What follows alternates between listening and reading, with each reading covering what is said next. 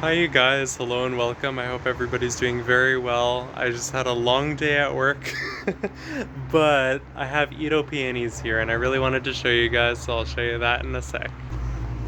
So, Itoh Peonies, these guys are fantastic. I really can't believe I haven't talked about them before. But they're Itoh peonies, also known as intersectional hybrid peonies. So these are kind of the best of both worlds when it comes to comparing herbaceous peonies, which die back all the way down to the ground every year, and tree peonies, which produce long canes and shrubs, similar to that in appearance of like a panicle hydrangea. Tree peonies are amazing in that they're incredibly long-lived, and they also, just look at the color. They really speak for themselves. They're amazing. These guys are heavily perennializing, they really naturalize in the garden, and they have quite a long-lasting impact. A nice thing about Itoh peonies is that you kind of get the best of both worlds of the strong, sturdy stems of tree peonies, which are Paeonia somnifera, as well as the large-scale blooms of the herbaceous peonies. So this particular variety here is called Belle Touselaine. There's different varieties that come in coral. There's a really interesting one that if you can get your hands on, I highly recommend it. It's called Bardzella. Bardzellas are a true yellow peony with a little bit of an orange center. So as tired as I am today, I really wanted to show you this today because I think it's the perfect time to express the way that this guy blooms. So in the peony world, tree peonies will always bloom first, and then you get Itoh peonies, and then you get herbaceous peonies. So one big difference that you'll notice between these guys and the herbaceous peonies, and a good identifying factor if you're trying to compare the two, is that Itoh peonies have this really interesting exfoliating bark sheath at the bottom. And they tend to have these really interesting branching internodes too, which the herbaceous ones don't. They tend to also have ridges along their stems, and the blooms tend to radiate a lot further out. This is a third-year Itoh peony, but with time they end up getting even larger. Like this here is almost the size of the palm of my hand, but Belle Touselaine is a variety that gets a couple of inches even bigger than that upon maturity. So this over here is a bowl of beauty peony. It's one that I've been growing for a while, but this is the herbaceous peony. And forgive me, I have to do some weeding in here because I've been working a lot and haven't gotten around to it. But see the multi-stem nature of herbaceous peonies? They're always going to produce multiple stems. And another interesting thing is the herbaceous peonies will start leafing out before the Itoh peonies and before the tree peonies, but they take a little bit longer to produce blooms. So the bloom time for Itoh peonies is a little bit more brief than the bloom time for the herbaceous peonies, because with herbaceous peonies, typically the plant will prioritize a few king buds, which are the first couple buds, and then over the next couple weeks they'll start producing a few more flowers. Whereas with Itoh peonies, they typically all bloom at the same time or within a quite brief sequence of about a week. Itoh peonies like to have humus-rich, organic-rich soil. They don't like sitting in wet feet. They definitely like good drainage, and they're more of a dappled shade. I find that with the herbaceous peonies, they tend to fare better in full sun. You get bigger blooms. You tend to get more proliferation of blooms. But with the Itoh peonies, they can handle a little bit of extra shade. Hence why I have them kind of in my shade corner with hostas and rhododendrons and heucheras. Itoh peonies will not get much taller than this, so if you're looking for a structural change in the garden and you're tired of the herbaceous peonies, but you don't want to commit to the huge up to 11 feet form of the tree peonies, the beauty of Itoh peonies is they only get to a maximum height of about 3, 4 to 5 feet. Belle Touselaine and much of the pink varieties, the earlier varieties of Itoh peonies, will actually get to about 4 feet at maturity, but that takes a very long time. Now, one thing I have to say about Itoh peonies is they don't like to have too much water on their branches. This one here, we've had a hard rain, so it's kind of unavoidable, but they are prone to some fungal damage. Another thing I want to say on a more commercial note is Itoh peonies tend to be a little bit more expensive than the herbaceous peonies. and they tend to take longer to bloom. So for most people, if you grow Itoh Peonies from a bare root stock, it's going to take 5 to 7 years before you start getting blooms.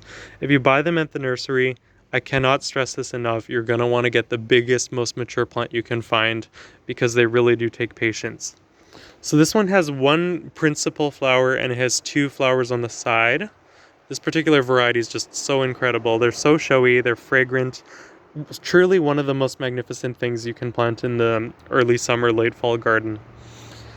But they really pay dividends later on. The Itoh Peonies specifically will produce up to 100, even 200 flowers in some seasons upon maturity.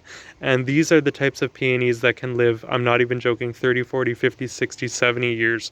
It's the type of peony that you can inherit from other people and grow for, kind of a lifetime.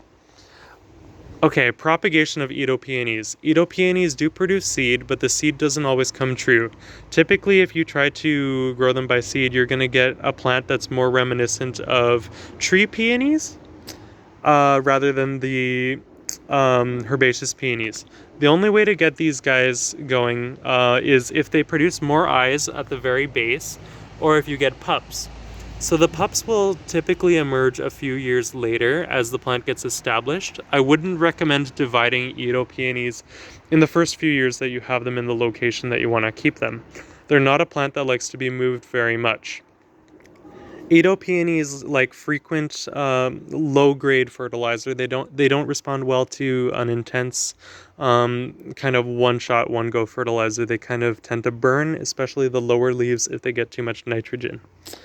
Itoh Peonies are known to attract bees, but to my knowledge, they don't necessarily attract anything like a hummingbird or other types of birds, unless you leave the seed heads later on in the season, then potentially, but they're not really so much of a bird attractant. If you want to use Itoh Peonies as a cut flower, they're actually pretty nice in that they have these sturdy stems and they tend to persist in vases. But the flower life itself, before it starts dropping its radial petals and calyx, is typically only a few days. So if you are preparing Itoh Peonies for like a wedding bouquet or something, you definitely want to do that soon. Before the wedding. You don't want to do it like days, weeks in advance because the flowers and the petals will drop off. One problem that some people will have on Itoh Peonies if you have them close to other large flowering plants is botrytis or white mold. Sometimes that'll emerge right at the very base of the flowers and then it's really disappointing and you don't want that. So the best cultural method of mitigating any botrytis or mold is to keep them a little bit far away from other peonies. You could technically prune them down if you're not happy with, if they start to look kind of gangly or caney. However, you don't want to prune them back to the ground. I remember I was talking to one of my friends about these guys and they were talking about pruning them down and then they just kind of died off. You don't want to do that. They're not like the herbaceous peonies that like to be brought down to the crown. With Itoh Peonies, if you want to maintain this flowering, because the flowering only happens on second and more mature wood, you're going to want to leave a few inches. So here, for example, I wouldn't touch this pup at all, it's too juvenile.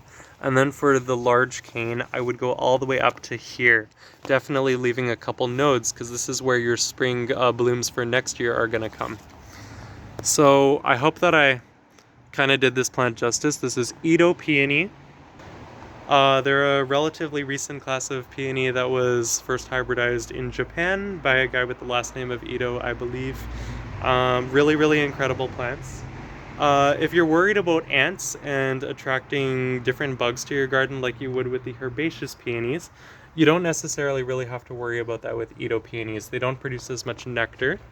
I'm just going to show you what I mean by that.